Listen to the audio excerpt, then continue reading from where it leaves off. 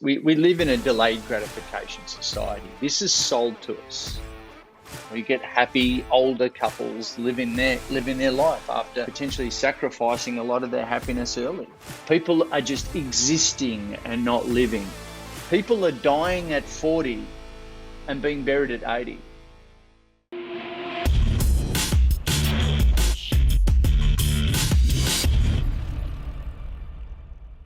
What's going on, everybody? Welcome to the show. Today's guest, Trav Bell, is the bucket list guy, the world's #1 bucket list expert, agreed upon by all bucket list experts in the world. And no one practices what they preach more than Trav. His crazy globe-trotting adventures are contagious, hilarious, and always fresh. He's the author of the best-selling book, The My Bucket List Blueprint, a TEDx thought leader, a certified speaking professional, and is also the founder, CEO of Bucket List Coaches, who are now on a mission to help 10 million bucket listers #ticket before you kick it. Long time ago, he founded and franchised a chain of personal training studios across Australia. Starting with one client, he moved to over 2 million personal training sessions between he and his team and motivated tens of thousands of clients. And I got him here today, Gobundance brother of mine, Trav Bell. What's going on, buddy? Jamie, so stoked to be on the show, man. Thanks for having me. I'm excited. I love the accent. Anytime I get an Aussie accent, Andrew Corey, the guy down in Florida. Oh my God, Warren. Warren's an Aussie, and I know Andrew quite well, and he's a Brit. So let's not get that confused. I thought Andrew was an Aussie. If he claims to be an Aussie, that's shame on him. I literally spoke to him yesterday.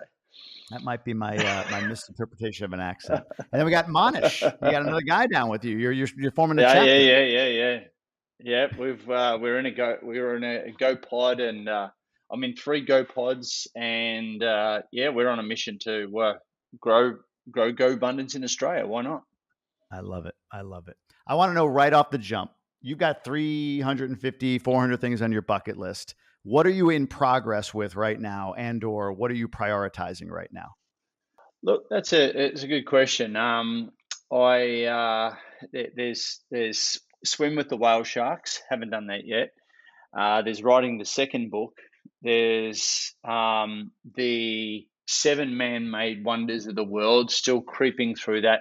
Still need the big Jesus down in Brazil, and then Petra in Jordan. So yet to cross those off.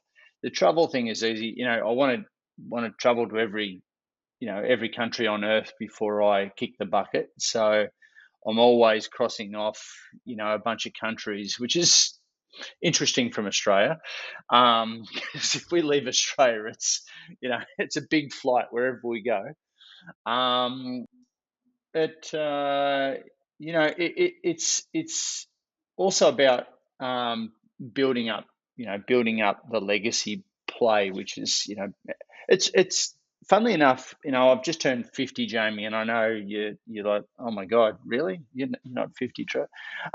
Thank you. But it's funny. It's less about me, more about we now. And it's about legacy. It's about doing kind acts for others. Sure, bought the Tesla recently, did the stand-up comedy gig recently, and this sort of stuff. And I'll still do all that, which is on my list. But also, I love empowering, as utopian as it sounds. I love helping other people, tick stuff off their bucket list. And myself and the certified bucket list coaches we've got around the world are out there helping people, young as, kids to corporates. And that brings probably more joy to me, helping others get out of the funk where they are to go live their dreams, their bucket list life. Because, you and I, we've got the means, we've got the resources to kind of do whatever we want, really, and the leverage. But that's not the case for a lot of other people. So that brings me a lot of joy, being able to, build up that legacy. On the point of age, real quick, because this is no bullshit. I was talking to somebody on Zoom that said they were 45. I'll be 45 this year. And I was like, this guy's 45? Do I look that old? Is what I thought, right? Do I look that old at 45? Like, I'm thinking, I know I'm 45, but I whatever. I look 45. Like this is what 45 looks like, but maybe I look 56. I don't know. But I was saying to my wife, like, maybe I have this bad barometer. I'm like, you know what? No. And this is no bullshit. I said, I was just on a call with this guy, Trav Bell, and he told me he was 50. And I was like, no way. I would have guessed early 40s. So I literally, yes, to answer what you said, I said it in our car this morning on the way to the gym about you, my friend. Oh, look, I owe you a beer, mate. Um, no, and I reckon I had the 40, the 40 year crisis, but 50 is interesting. It's interesting because I've always been fit, and now I've got all these little like shoulder thing, and I've got a back thing, and I've got a knee thing, and I'm like, hang on, you just can't throw yourself into these. I'm going to the gym for protection now. I'm not going for aesthetics. Don't you say that for 30 and 40 though? Doesn't everybody have that same thing? Like, oh, at 30, all of a sudden I can't just eat the way I want to. And at 40, it's like, I got these little pains and stuff. I mean, doesn't it Oh, happen with everybody? that horse is bolted. Yeah, that horse is bolted. So this is just all about protection because you hear of old people just falling over and like doing their hip. So I'm in that mindset now of just protecting if I fall over, for God's sake. But they're cool. I've got two twin boys here, and they're 16 coming on 17, and we go to the gym every day, or most days, and they got the testosterone, the growth hormone starting to come in. Mine's fading, and because of my own ego, and I've always worked out in the gym, you know, I'm just maintaining my weights at the gym and what I'm pushing, and they're just going like every session, they're just creeping up to me. I'm like, this is not going well for me. So they motivate me, and you got to use what you got to use around you. There you go. I want to talk about stand up. I've done stand up. I did about 3 months as a stand up comic in Boston. 3 months. 3 months. Yeah. I mean, it Holy wasn't like shit. consistent, but tell me about the genesis of this. Where did you That's do it? legit. Give Okay, me some so stand up stories. so How was it? uh we'll put it this way: Netflix hasn't called.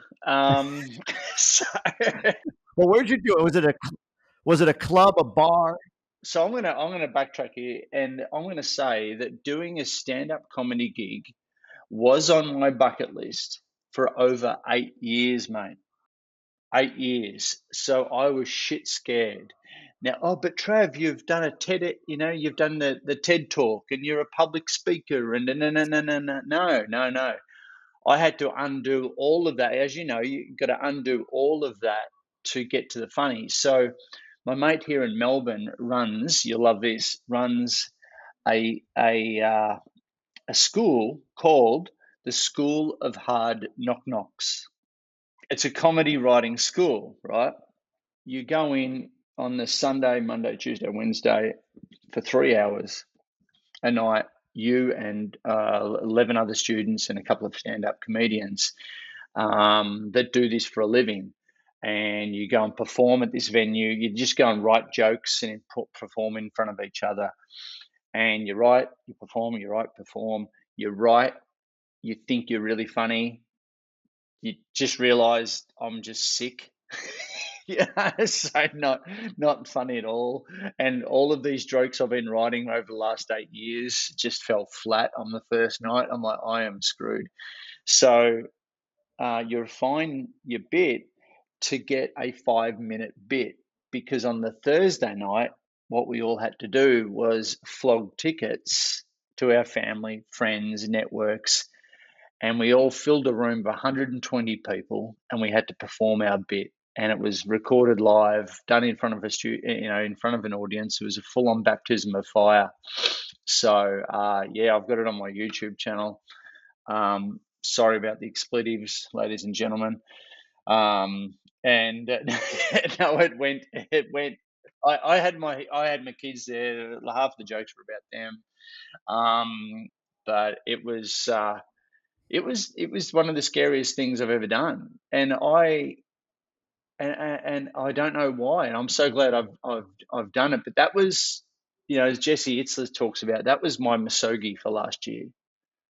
You know, and again, I don't know how you did 3 months, and yeah, my hats off to you, bro. You know, like hats off to any stand-up comedian. I think that is possibly the most terrifying thing, because I went into, you know, my default keynote presentation mode, and the stand-up comedians, you know, that were teaching us were like, dude, enough of the stories, get to the funny. And your listeners right now, watchers right now, the Tribe of Millionaires are probably like, yeah, the same. Get to the point, Trav.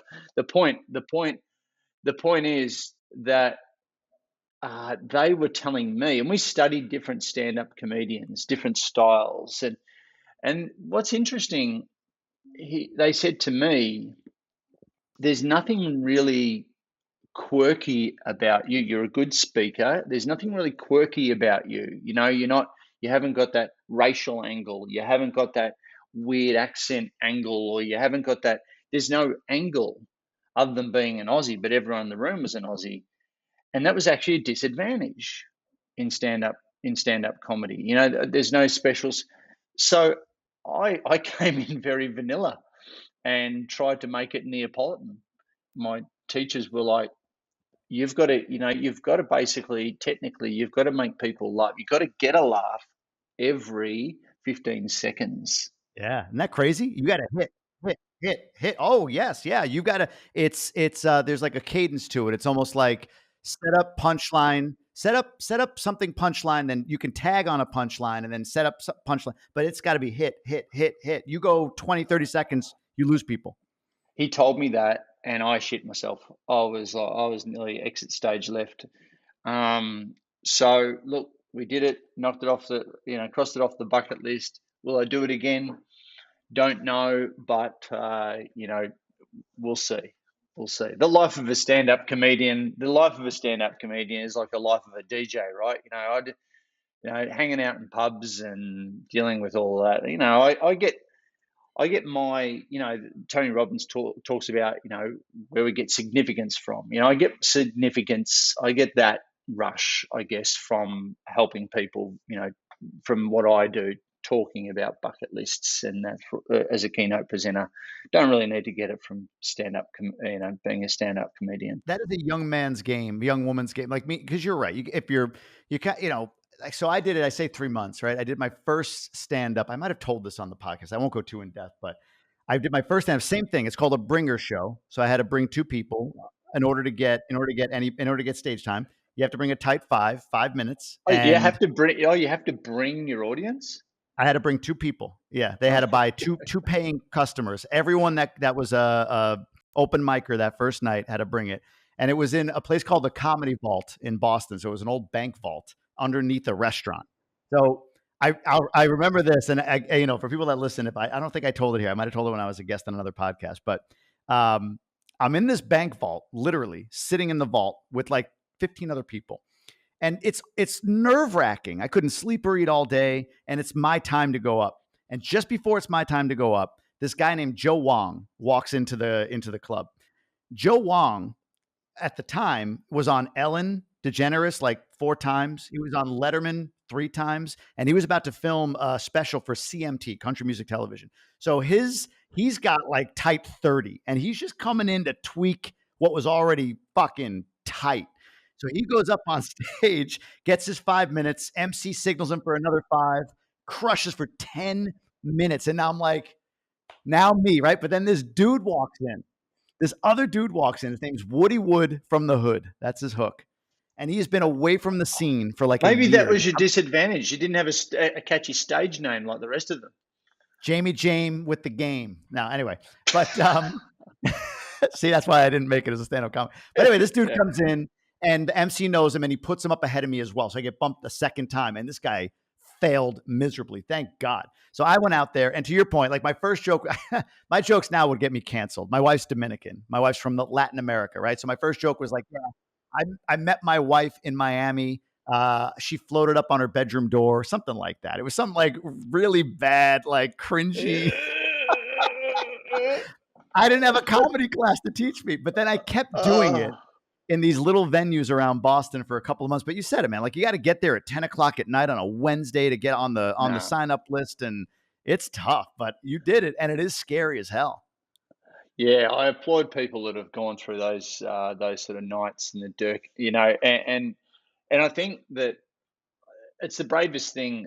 It's the bravest thing to put yourself out there and like be successful, but also, also I love, we work flat out. It's always been my off switch as well. So whenever I have lunch, I switch off and I watch stand up comedians, and whether it be on Netflix or whatever, and I um I love it. It just helps me switch off and have a laugh, and then I can get back into work. When we work from home, we've got that luxury, and so I've always been very envious, and now I'm just really envious of how good some of them are and how relaxed some of them are. But again, if we switched spots and they were a podcast host maybe, or they were doing, what I do, I guess there'd be some fear in that as well, being keynote speaker. Probably not. If they can crush, actually, if they can crush stand-up comedy, they can crush a lot of things in life, I reckon. But how many hits would have they taken? How much heckling can they deal? Can good stand-up comedians deal with? It's a crazy putting yourself out there, and I think for a lot of people, what I love to do is actually help them identify what is that big domino that, if pushed over, would affect a lot of other areas in their life. And that was it for me. Why I started public speaking, it was because I was so fucking scared of it. I was shit at it growing up. In high school, I'd hide. I was embarrassed. But I saw back in the day when I went out of personal training, got into this. I saw the great Alan Weiss. He's a brash New Yorkan up there and I saw him present down here in Australia. It was, in the 90s, and he had no tech, no computers, not even a whiteboard. He just had stories. Um, and he had us laughing and crying and just making these amazing points. And I looked at him and I went, if I could do that, what he's doing right now, I could do anything. So I just studied, I went to all the different, speaking courses that I could do, and nothing helps you speak like speaking. Nothing trains you more than just getting out there and doing the reps. And it's my art form. So that's been one hell of a journey. How many times do you speak a year? COVID adjusted. Uh, I mean, forget COVID, but like generally, like what's kind of your average number of speaking engagements per year? um, 1 to 2 a week. Oh, no kidding. And how much of that is virtual versus in person? Sort of half and half these days. COVID, brought this whole hybrid thing in, and and not of all of that is paid as well. Some of it's, like we did, something for the Emerge crew yesterday with Gobundance, and I like to volunteer my services. I do stuff with the aerial recovery and the Hero of the Heroes program, which we all know and love. So I'm one of their presenters, and I do a few of these sort of gigs around the trap. So in amongst the paid gigs is the freebies, or my donations, so my contribution. And but yeah, I love it, and I really missed it during COVID. That was the crappy thing about the pandemic, and um, here I was as the bucket list guy running around the world doing my bucket list. People weren't coming together in groups. They were scared of each other. We had massive lockdowns here in Australia. There was no international travel. There was no of me running around the world doing my bucket list. So that was a tough time. And but what it did teach me was the virtual thing, and the fact that this bucket list message was certainly the light at the end of the tunnel for a lot of people during those dark times as well. And it became more of a mental health message, which it was for me in the early days personally. And now it's gone on to help a lot of other people in that space too. That's the interesting part. I wrote down selling your speaking. So, sort of a two-part question here, I suppose. But I'm wondering how many of the freebies, as you call them, how many of the free speeches lead to paid speeches? Is that your best lead magnet? Certainly, yeah, totally. You can do all the email marketing in the world, you can do all the social media stuff, but at the end of the day, if someone sees and experiences you live, you know, on average, you'll get 2 to 3 opportunities from every gig that you do. It just works. It just works like that. You've got to be tuned in to the opportunity. You know, when people come up to you and connect with you afterwards, and yeah, like, and those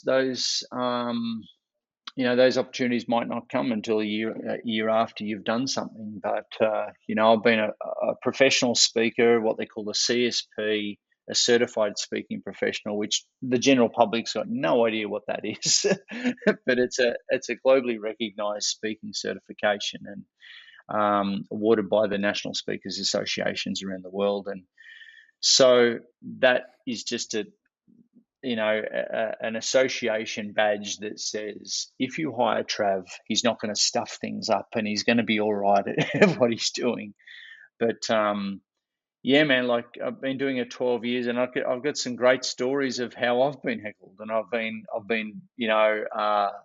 I had one guy at a CFO's conference. I've got heaps of these stories too, by the way, in Australia. Yeah, at the Grand Hyatt. It was a CFO's breakfast, business breakfast. They're all in suits, and I'm in, whatever I speak in.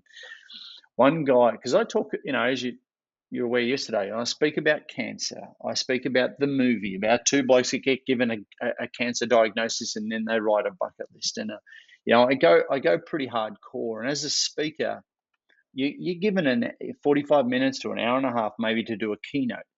So you've got to go in there and disrupt. You've got to go in there and give them fresh ideas. Otherwise, you're a sheep. All right. Your thought leadership is about getting, jolting someone, giving someone a new perspective to look at their life through. So off I go, and I don't deliberately try and do that, but I've only got so much time. And it's pretty presumptuous thinking, all right, I'm going to come in and I'm going to change someone's life after an hour. Really? It's pretty presumptuous. But you've got to be laying some foundations there with your message, and hopefully some of it resonates. And hopefully they carry on with some of the themes, into their map some of the stuff that you've talked about into their personal lives. So off I go at this CFO's breakfast, and this guy did the roving mic thing, and this guy gets up and he goes, "You are shit, and this is full of shit." 250 people in the audience, and they've gone, how's he going to react to this? So, like a heckler at a stand-up comedian. So, obviously, I'd triggered something, and you got to be really aware when you're talking about this stuff, and especially mental health right now is triggering people. And so, I do I make sure that I try and keep the room as safe as possible, and my door's always open afterwards. So I did the old teacher thing where I went up to him, not combative style, not face to face, never do that, not in a full room. Tony Robbins is probably one of the best in the world at doing that. That's why he can make a point with 5,000, 10,000 people in an audience and involve everyone. You know, standing side by side, I did with this guy. I put my hand on his shoulder. I could see a little tear in his eye. So I obviously said something, and he's going through something personally. I said, "You know what? I think I am. I think I. Does anyone else agree with this gentleman?" And they were like, And I said, "Do you mind if we have a chat afterwards? I want to hear why you come up with that opinion. I value your opinion. Everyone's entitled to one, but can we have a chat afterwards?" And we had some one-on-one time afterwards, and his wife had been going through chemo, and they had a no sleep night that night before, and yeah, we hugged it out at the end of it, and I gave him space to really talk it through, and he apologized. Oh, I was only about 15 minutes in, so Wow. How'd you Yeah. recover? How did you bring it back? Oh, I did that, I put the hand on the shoulder and said to him, let's have some time. Can I, with your permission, can I play on? And he's like, yeah, yeah, go. And off I went. So yeah, you get. I've been laughed out of place. Early days, laughed out of rooms. Forgot where I was in terms of my run sheet and my points that I was going to make. And I've spoken in aircraft hangars. Yeah, I've spoken in weird and wonderful places, man. And that's what, lifestyle design. It's pretty cool doing that side of things. And it's taken me to all around the world. Spoken on 6 of the 7 continents around the world. Still waiting for that Antarctica gig. So cross that off cross that off the bucket list. But yeah, man, it's given me the great fortune being able to run around the world doing my bucket list while helping others. What's up, everybody? Thanks for taking a minute here to listen to what I have to tell you about Gobundance membership. If you've been listening to this podcast and listening to me for any length of time, you know that Gobundance is the one catalyst to me changing my life drastically at the age of 40 plus. So for many of us out there, men and women, we struggle day to day being lone wolves in our own community, trying to figure out how do we get unstuck.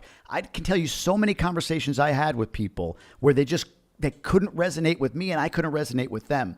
And the moment I joined Gobundance, and I've made a lot of money as a member of Gobundance, but the return that I can't calculate is the ability to show up as my authentic self and celebrate my ambitions and my achievements, but also be vulnerable and clear about my losses and my screw ups.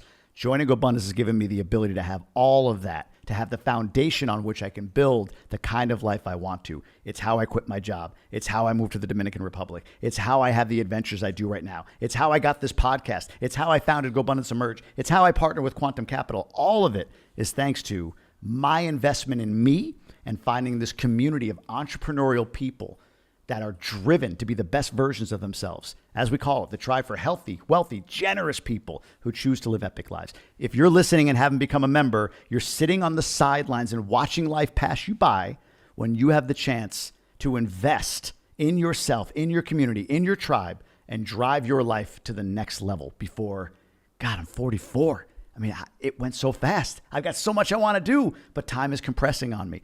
This has shortened my time horizon to where I'm trying to get to, and it can for you as well.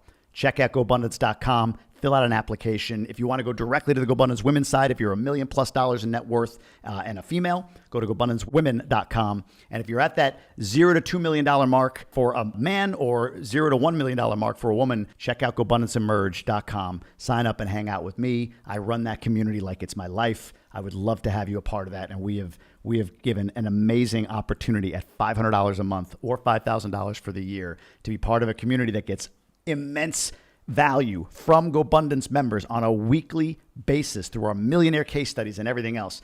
Join one of these Gobundance communities, the one that's right for you. Get in the room that lets you look up at the next level so that you can achieve what you're trying to in this lifetime. Gobundance.com, GobundanceWomen.com, GobundanceEmerge.com. Check us out. What you said something that I speak about sometimes and think about sometimes, and that's lifestyle freedom. There's a lot of pressure on financial freedom, and financial freedom is beautiful, and we should all aspire for it. But I believe, and I just want to get your opinion on this, that sometimes financial freedom can be the end result, and it's a long game, depending on especially where you're starting. If you're making 20 grand a year, it's a little easier than if you're making 400 grand a year, right? But I think people look past the idea that they can create lifestyle freedom on the path to financial freedom. That lifestyle freedom is possible, and while having a free lifestyle, and we'll get into pursuing your passion and all of that, that you can achieve you can achieve financial freedom while living lifestyle free. It's kind of where I am right now. I am not fully financially free, but I'm lifestyle free. And that allows me to continue to pursue with passion my financial freedom. What say you? Well, it's I could talk about this for days, and so one of the things that I see a lot of people doing is we live in a delayed gratification society. This is sold to us. So let's look at I won't go Andrew Tate too much here, but let's look at the Matrix and let's talk about retirement and how retirement is actually sold to us. and what are the images that we get from retirement? We get happy older couples living their life after, potentially sacrificing a lot of their happiness early. It's the 401k, what we call it superannuation here in Australia. It's when we get the big payout. Where, we live in this delayed gratification society. I'll be happy when syndrome. I'll be happy when I retire. I'll be happy when I get out of the job. I'll be happy when, we're waiting for that perfect time, and there is no perfect time. We're waiting for some day to come around, and some day ain't a day of the week. The problem is that people delay their happiness until later on. And one of the fights that I fight, that I'm trying to change the narrative on, is look at mental health. We've got depression going through the roof. We've got anxiety going through the roof. We've got the overprescription of antidepressants going, skyrocketing. We've even got this thing now, Jamie, called the loneliness epidemic. Even though we're more connected more than ever before, we're actually more lonely. We've got suicide rates, youth suicide rates. You go throw the pandemic on top of that, we've got a mental health perfect storm, dude. And so something's broken. So I'm into instant gratification. I'm into people being happier now, being more fulfilled now, more on purpose now, more, have more meaning in their life now, rather than waiting till later on. And that's why I created this whole bucket list thing, because really, this whole bucket list blueprint that I talk about in the book and everything else that I do is to help wake people up before they get given a use by date, is to help them be happier now. It's not just about travel. All right. It's not just about the expensive travel and the time that, the time that you've got to put into travel. And that's what a lot of people think a bucket list is all about. I created this My Bucket List Blueprint, this acronym, My Bucket List, to help people go north, south, east, west in their own brain, help them extract and articulate a personally meaningful and holistic bucket list. T at the end of the My Bucket List Blueprint is travel adventures. But there's 11 other categories that you can get going on straight away and not wait until someday. See, learning a new skill, meeting a superhero in your world, doing something expressive for yourself, something that you're proud of. You can start that stuff straight away. So for me, that's the anti-prescription drug. That is the thing that can give people a sense of meaning, purpose right now. And hopefully, and it has proven to me, that it gives them the light at the end of the tunnel. It allows people to have that sense of purpose. So I say a bucket list is a tangible life plan, where our career plan or our business plan should fit into our life plan and not be the other way around. Helping people really compartmentalize what they do for a living, and those of us that have got businesses, jobs, careers, that, the resources that are created from those vehicles is like you said, it's cash flow but also time flow to allow us to go and live our bucket list. I want people to live their bucket list now, not wait until retirement. But unfortunately, the matrix thing, people are living by this crazy default rather than intentional design. People are just existing and not living. And so as a result, I love waking people up. People are sleepwalking through their life. People are dying at 40 and being buried at 80. And as a result, I go into rooms, very educated rooms, and say, hey, write down your bucket list. And people are like, oh, it's like I've discovered fucking fire, and like, people don't write down their goals. The people don't write down their bucket lists. And so, great, I'm still in a job. But they're not around the people that I talk to, especially in corporate. They're not around the personal development. You've been in corporate yourself, mate. So, you're not around the personal development like a lot of the go bros obviously are, and a lot of people who are in their own business. The vast majority of people ain't doing our default.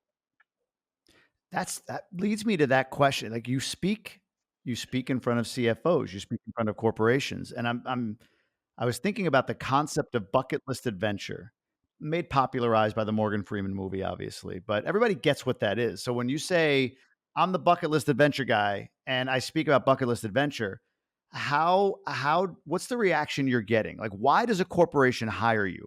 And this is speaking from my former corporate self. To me, it sounds like way too simple a concept to have an entire hour of somebody talking about it. But I've heard you speak, and there's a ton of value in it. But how do you bridge that gap? I got to believe it's there. And I was actually a limiting belief of me for a long time because, why would a company bring in a guy called the bucket list guy and he goes, hey, go and live your life. And they'd be like, fuck this place, I'm out. Thanks, Trav. And everyone quits. No, I know I know who's signing the check. So, but no, it's an engagement piece, man. It's engagement. If you're engaged in life, you'll be engaged in work. It'll give your work to live even more purpose. And mental health is the other, I guess, angle. So, excuse me. Um,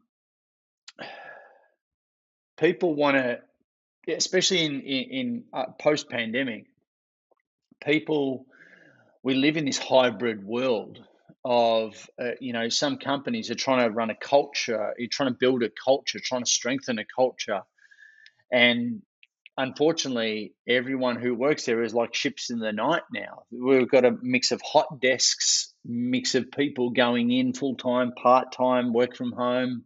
What is it now?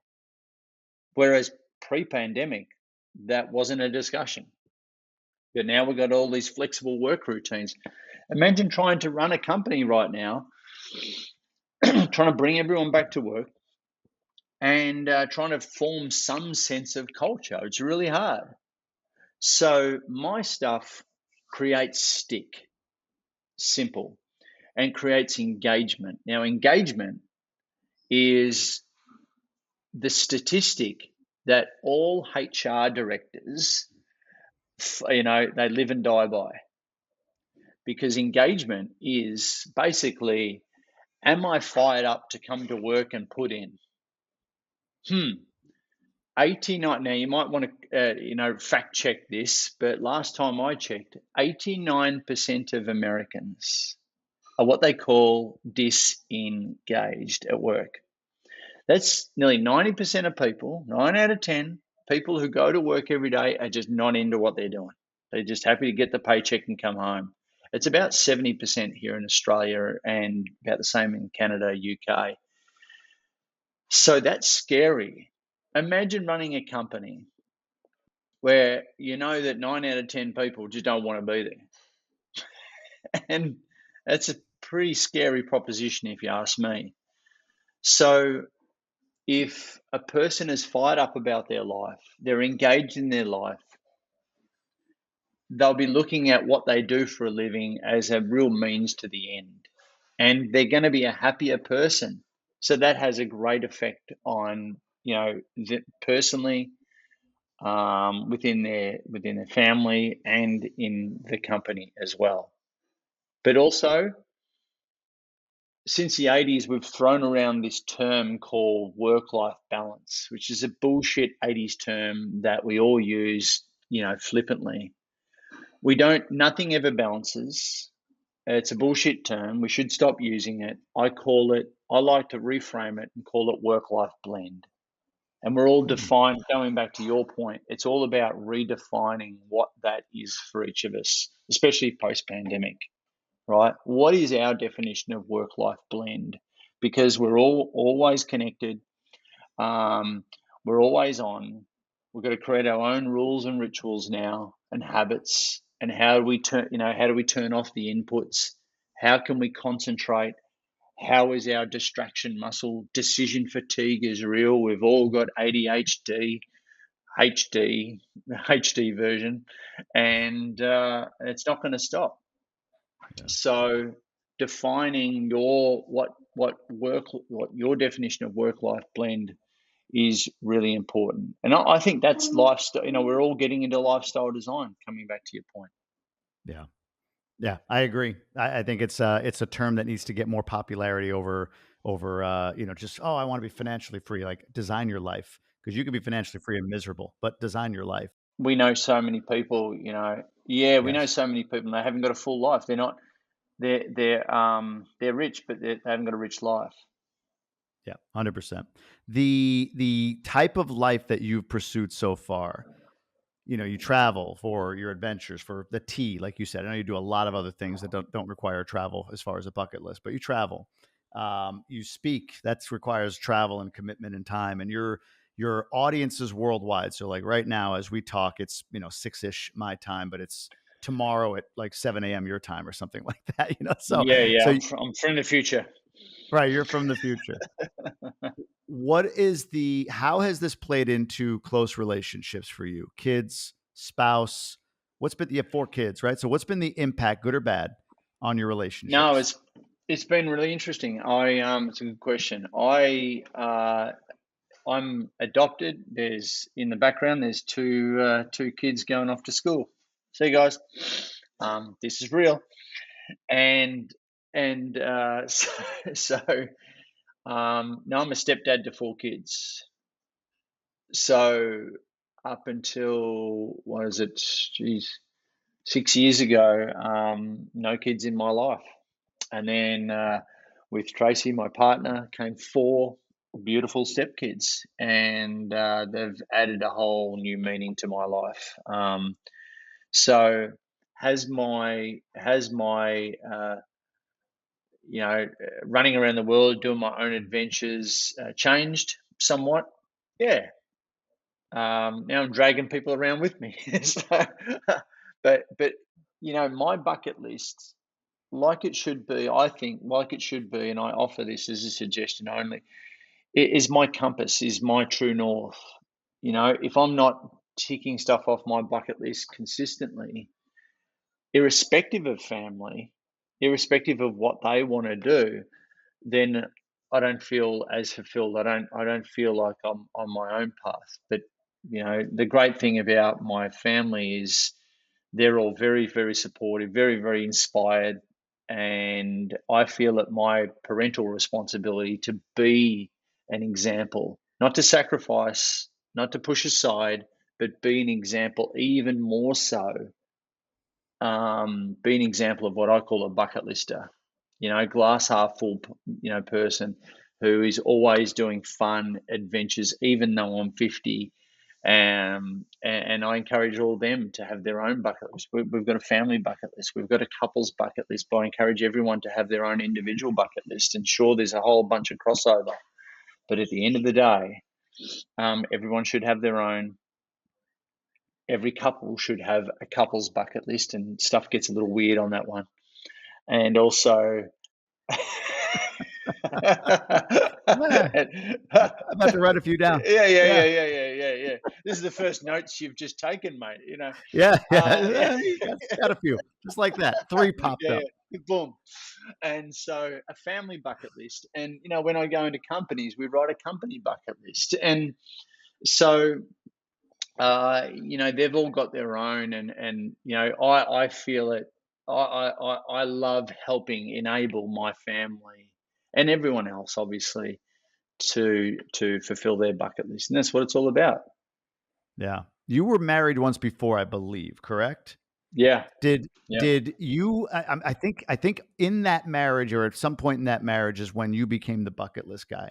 Did the bucket list provide you with the North Star to free you from a bad relationship, or did it break a good relationship? Well, that's an interesting story. No question, should I say? Here's an interesting story. For 20 years, I was in the personal fitness training industry, and I was the first to franchise personal training studios around Australia. When I did that for 20 years, that was my whole identity. I did a phys ed degree or human movement degree. I was trained exercise physiologist, blah blah blah. So I did that, helped put personal training on the map in Australia. But I was burnt. Some of the intellectual property that I created was ripped off. There was lawyers involved. There was all this, and I think I was too young for that kind of a business model, and my pockets weren't deep enough to fight legal fights. And as a result, I became really, one of those moments where you just don't want to pick up the phone because there was going to be a fight on the other end. And there was some really cancerous people that came into our network, and as a result, I spiraled. Partied. I trying to mask what I was going through, and what I was really going through was depression. And this is where instead of like, and I knew a lot of other people, clients, personal training clients, were dealing with depression at the time. And I knew that if the doctor gave me, what he wanted to give me, I'd be sleepwalking through my life. I wouldn't have got to the root cause of actually what I was going through. I'd just be putting a Band-Aid over the top of it and sailing on. But me being so inquisitive about psychology, I really wanted to get to the root cause of what I was going through. So I really had to, and there was some dark days, man, and I had to really, albeit mild compared to what I've heard since. No, I did not want to commit suicide. No, I did not. That really didn't enter my mind. But what I didn't want to be a zombie for the rest of my life on pills. So I forced myself out of bed, and I started learning about psychology, positive psychology, NLP. I did pretty much for a year and a half. I did every course that I could possibly do. So literally every weekend, instead of partying and that sort of thing, I was in high five, feel good seminars, did the life coaching courses, did a master of life coaching, did walked on fire, did ayahuasca, did Burning Man. That was a little bit later. But on this continual journey, and positive psychology for me versus regressive psychology and seeing a therapist to be normal again, positive psychology really is all about finding what brings your meaning, purpose, fulfillment, and gratitude in life. These are the pillars of positive psych. And a couple of very poignant books, one being Happier by Tal Ben-Shahar, which is here. And, he's got this exercise in his book, and the MPS process, three intersecting circles, like a Venn diagram. What gives you meaning, what gives you purpose, and what are your strengths? And then the middle is your calling. So I did this exercise, and I look back on it now, it's kind of irrelevant now, but I did it. It was like a lightning bolt.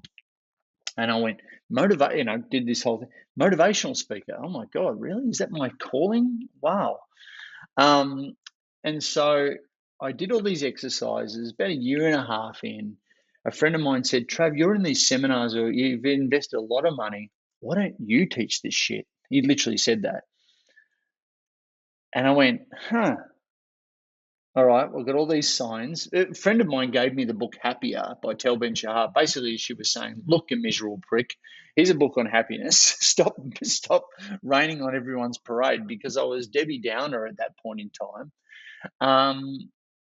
So I put on a talk about a month and a half later, package all my entrepreneur, because I've never had a job. I've always worked for myself straight out of uni. So I don't know what it's like to work for a corporate. So I used all my entrepreneurial stuff, the stuff that I've been learning about psychology, coming out of my own darkness, put on a talk, so scared, nearly had to pay the 40 people to come to that talk. And about halfway through that talk, I started sharing the fact that I had a list to do before I die, written down since I was 18. Little blue folder wherever I went in uni and shared housing, had my little blue folder of goals and list to do before I die. I picked it up in a Tony Robbins thing or something early on. I just always had it. And I asked the group, all right, who else has got one of these lists to do before you die? And I was the only freak in the room. No one. I'm like, really? I thought everyone had it, like the goals written down. I think that I picked it up from my swimming background and my competitive background, but this is a revelation for me. So I asked the group, why do you get out of bed in the morning? Why do you want to earn more money? 3 answers, and I still get these answers today. Pay off the house, put the kids through school, and do a bit of travel when I'm older. Yeah, and possibly sicker. Is that it? Whoa. Okay. So at the end of it, Joe, one of the participants, said, "How's all this list to do before you die stuff? It's really fired everyone up. It's like a bucket list. You're like the bucket list guy." I went, "Boom," light bulb moment. Went home that night, went onto the Google machine, and registered the bucketlistguy.com. And I've been doing that ever since. And while I was on the Google machine, I was like, "Who's like the Mac Daddy? Who's like the king of bucket lists in the world?" Oh, look, no one.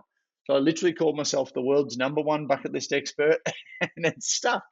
But I had no idea how I was going to monetize it. It just felt right. It was a values alignment, gave me excuse to run around the world and do stupid shit. I could help people, which is why I got into personal training in the first place. I could help people one to many from the stage, coach one to many from the stage as a speaker. I'd seen Alan Weiss do his thing, and I was like, huh. And this whole online world was starting. Tim Ferriss had just come out with his 4-Hour Workweek book. And thanks, Tim, that ruined my life. And here I was with all of these big corporate leases around Australia of gyms. And I'm like, and he's running shit from a hammock in Thailand, and I'm like this is or the Dominican Republic, mate. And so and I'm like, that business model, damn that business model versus what I'm doing. So in that moment I defranchised my then business of personal training. Some of the franchisees were like, "Yeah, great, I can do my own thing now," and some were like, "No, don't go." But I had to do what was right for me. So that was a scary time.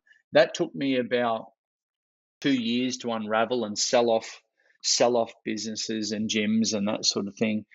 And then as that decreased, the bucket list guy side of things started to increase. Going back to my relationship, all of that basically broke it down, and all of that led me to really grow apart because I was growing so much on my own psychology, and I got to the root cause of what I was going through, and a bit of childhood stuff there, albeit mild compared to what I've heard.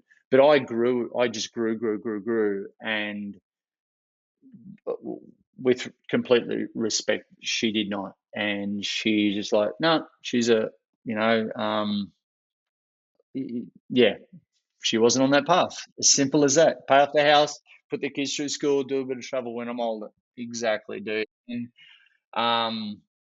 yeah, so you got serial entrepreneur and person that's just security, abundance versus security. The two different mindsets.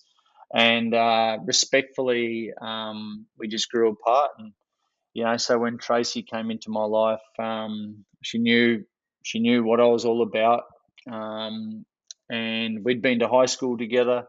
And funnily enough, she was the hottest chick in high school, and I didn't have the balls to do anything about it when I was in high school. And I had to go and do a TED talk. I had to go and be a speaker and get the courage to actually say something to You had to become the big swinging dick. It's funny about her. security. I Look don't at know me who said this. now. Right. Somebody said this to me about security the other day. I want to give them credit, and I can't remember who it is, so I apologize if you're listening going, that was me. Maybe it was you. I don't know. But the concept was around, think about the term security and how it's utilized and what it means and what security isn't, right? So people want to seek the most security they can get. In the prison system, we would call that maximum security. So with maximum security comes minimal freedom, the least amount of freedom, right? So the idea of security, to your point, when you seek it, I mean, it's a balance, right? But when you seek it to the degree that you want to, I want to have absolute lockdown security, there's a good chance that that's the least amount of freedom that you can experience. That's really interesting. Yeah. Yeah. Freedom for me is one of my highest values. Free if someone takes away my freedom, like most human beings, but me, I at around that time, and Tim Ferriss had a lot to do with it. It was lifestyle design. what do I want my life to actually look like from now on? And I did the day in the life of the future Trav, and in future pace speak, as if I was in that day in 2020, and everything's coming 2025 or whatever. I keep doing it. I keep updating it every year, but I did the vision boards. I did all of the stuff that we've done, and yeah, it's all centered around freedom. Funnily enough, and it's complete polar opposite. And um, the interesting part of me being an entrepreneur my whole life and this whole freedom value that I hold so dearly is because of my dad. So I'm adopted, but my dad, who I grew up with, um, he was a fitter and turner his whole life, in a job that he liked, but then didn't like. And I saw him going to work, split shifts, all that sort of thing. He's in the unions, the whole bit. I love him to death. We catch up every week. Still, we've traveled the world together, but he really gave me a bad insight into what work really is. So I think underneath it all, he showed me what I don't want to do, and I did the opposite. If there's one thing that I would love to change the discussion on, it's the term like when it comes to what we do. I think it's a cop out. I've used it when I had my job. It's an excuse to stick around. And I just think when you look at where you spend the largest chunks of your day with family, with yourself, and in your job, none of those other than your job do you accept like you wouldn't be with your wife and kids if you just liked them, right? You want to love your wife and kids. You want to love you, but for some reason, we're willing to spend 40 hours a week and justify doing it just because we simply like it. I don't know. It blows my mind. Last question, then we'll go into a real quick lightning round to end it out. Cause I know, I said we wouldn't go the full time, but I'm blaming the tech issues. I'm blaming the tech issues. Um, how are you investing today? So you're an entrepreneur. You sold off all these gyms. You're the bucket list guy. You got this incredible active income stream of being out there and just pretty much pursuing life. I mean, it's incredible. But what is your investment thesis strategy? How are you going about that right now? Good question. Yeah, for me, it's residential property. It's building up the portfolio of residential property. I've got some investments in different businesses, friends startups and that sort of thing, which I've got nothing to do in. Um, but I've that for me is just a set and forget, and I get the financials every month kind of deal. No active role whatsoever, because if I get an active role in anything, I just try and lead and take over, which is really annoying. So I've got to try not to get involved in deals where I could get annoying. So I've taken more of a passive role in the business investments that I've got, but really, as far as wealth, taking what I can out of my active income, or in Gobundance speak. And this is the first time I ever heard it, was vertical and horizontal income. and that's that. How I got into Gobundance is a funny, I was hired as a keynote presenter at the Dallas event. Chris Ryan saw me speak at Don Wenner's event over at DLP Capital there, and he said, "Come on to Gobundance." I didn't know who Gobundance was, so I got invited. I did the opening and the closing keynotes, met some of the most amazing people.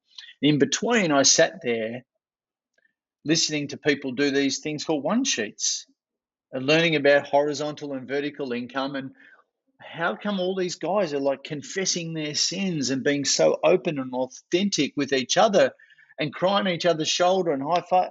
And I'm like, I've never seen any of this shit before. I've been in some rooms.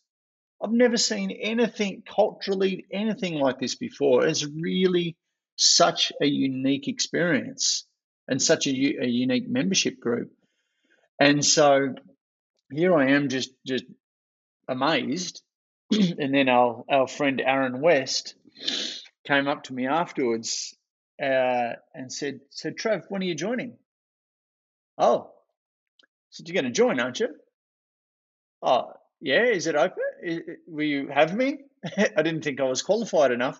He goes, "I'll send you a one sheet tomorrow, and you'll fill it out, won't you?"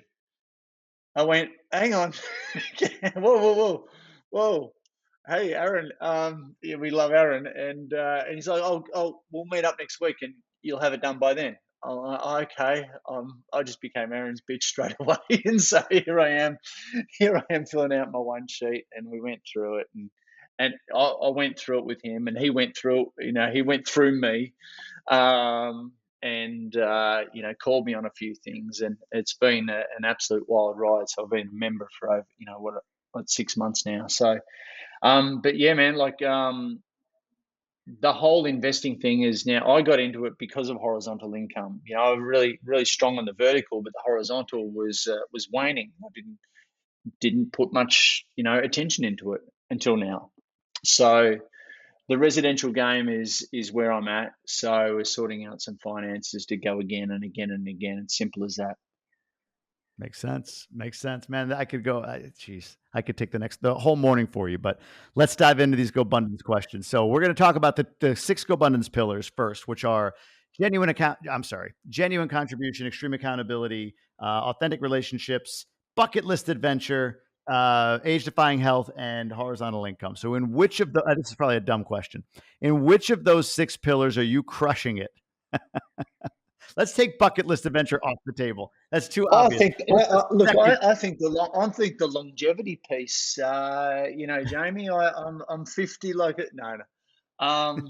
God, I've learned some stuff about longevity since being in GoBundance. Yeah. Obviously, Bucket List Adventures. Pat has invited me to be part of the organising pillar for GoBundance. We've got a GoBundance Bucket List Adventure literally happening in Australia next year. FYI, players, so can't wait to get everyone down under, because everyone I speak to has got Australia on their bucket list. So do whatever you got to do to come down, and I'm helping organising it. I cannot wait to play host, and we've got some seriously cool shit planned. So crushing that. But the focus for me is the horizontal income. That's the focus at the moment. Genuine contribution. I'm always doing that. Could do a lot more. Longevity, like I said, I'm learning so much about it. Age defining. My relationships are fantastic, but it's such a good compass to live by. The one sheet, and I took the piss out of it earlier, as in, had a go at it earlier, but it really is a great compass to live by, and it's just so honest. So I'm in 3 GoPods, 3 meetings a week. Yep. Jeez, why? Why 3? And Just curious. Real quick. Why are you in 3?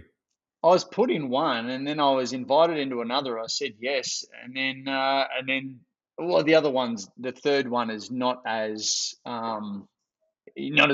Yeah, yeah, yeah. Um, yeah, but I meet GoBundance guys, because I actually live where I grew up. I moved back to here because the surf is just there, and I surf pretty much every day. So if I'm more than a kilometre away from the surf, I start to convulse. Um, so, but I live here and I grew up with my mates. They all know me as the village idiot. I know them as the village idiot. I love them, love my bros to death, but at the end of the day, they're not on the same page with terms of growth and that sort of thing. And that's why I love connecting with the GoBundance Go Bros every week. Just to I know that herd of wolves are running at a faster pace, and I'm just hanging to, I'm just trying my best to keep up. You're doing great, man. You're doing great. So that answers my next question, which is a pillar you could use support and accountability. We'll count that as horizontal income. Let's go to this one. Where in your life are you potentially flirting with disaster? Kevin, this podcast. So the well, before we got on, it was technology, wasn't it? I'm flirting with disaster, and again, I'll come back to the GoBundance, where um I will let my income drop I used to let it drop to really scary levels before I went into full hustle mode. So my financial risk taking was a hell of a lot more than what it is now. Pre family, I was crazy. Crazy risk taking. I didn't have any. But what the family has taught me is about security and having that padding, that financial padding, to weather the storm. And nothing taught me that more than having that padding for things like the pandemic, and getting through that tough time. So I'm building up that my risk tolerance is not as great now, and that's a blessing in disguise. That's where I was flirting with disaster, and that's where I continue to flirt with disaster and making sure that I don't go into full hustle mode on deals, on gigs, clients, etc., that I'm always in hustle mode versus letting things run dry before I, really flick the switch. Because when I flick the switch, I'm incredible, but I've got to use that all the time. What advice would you give to a new or prospective member of Gobundance? All in, just go all in. Don't question it. There's some real behind the scenes heavy hitters. Leave your ego at the door. Doesn't matter about how many zeros you got, how you come into this, how you play the game. There's nothing more, it's a member led tribe. If the tribe, if your go pod is not serving you well, no egos, just say so, and we'll put you into another group of guys. But yeah, leave your ego at the door. Don't get into comparisonitis, and just embrace all the tools and experiences that you possibly can.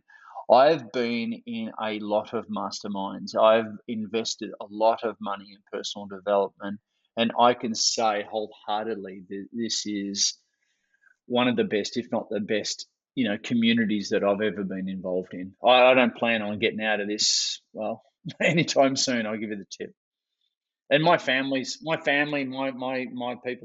around me have seen the shift. Oh my God! But you're the motivate. You're normally the motivator, Trav. You're the coach. Yeah. I'm kind of their bitch in this one, so I'm just going with the flow. You do have to look at it like when you look at the guys that have been around a long time and have had success and they can attribute it back to the community. It does make you say, like, just I don't, even if I don't participate in everything all the time, it just being part of it keeps me rolling. So before I ask you this last question from the card game, direct people where you want them to find out more about you. Where can people learn more about you and find you? And then I'll ask you this question. Oh, look, if I don't pop up on the socials in terms of Trav Bell, the bucket list guy, if I don't pop up in the socials, someone's going to get sacked. So you should be able to find me on the socials. But just go to www.thebucketlistguy.com, and you'll see what I'm all about there. Beautiful. Last question comes from the card game. Gobundance card game is the Jack of Spades, and it's perfect for you. If you only had 90 days to live, what unfinished business would you need to resolve? I say a year when I speak to people. Yeah, I certainly get my affairs in order, and I have done that recently. Um, so looking after I'd look after the family first, make sure they know what's going on, and we're all how to be okay once I've gone. Funnily enough, I'd probably speak my mind a hell of a lot more, and I would be yeah, I'd speak my mind about some of the issues that I want to speak about in due course. It's on my bucket list to make a very not controversial, but to change the narrative about what I spoke about. About big pharma and about the overprescription of antidepressants, and there's so much more help out there. I want to do something meaningful, like make a documentary around that. Mate, I in the 90 days, I would. I'd just be present because I've got a pretty good life. I must admit, I've got a pretty good life, and I've done a heap of cool shit. And I'd just be more present to my mum and dad are still alive. I'd be more present to. God, this is making me tear up nearly. I'll be more present to my kids, making sure they're all right. More present to Tracy. Just I'd spend 90 days saying thanks to everyone. Let's both go be present. You're making me tear up on this, man. Let's both go be present. I see my kids in a pool with my wife outside, so I'm going to go jump in with them.